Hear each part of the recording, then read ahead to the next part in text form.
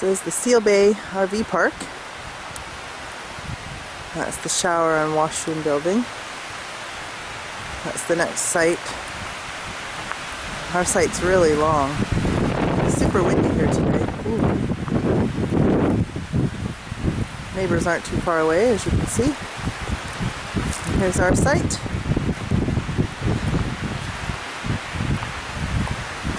Garbage hanging in the way. Whoops.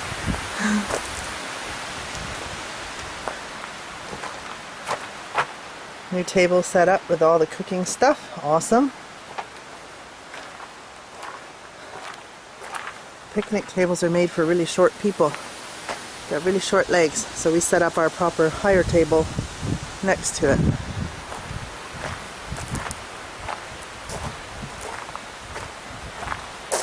But our site comes all the way out here to the road.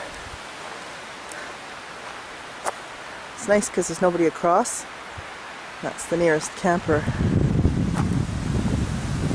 And over there is the fishing pond. So Rick can keep 2 fish from there. So he's going to go fly fishing. So he can catch. And back around to our site. See? Not too bad.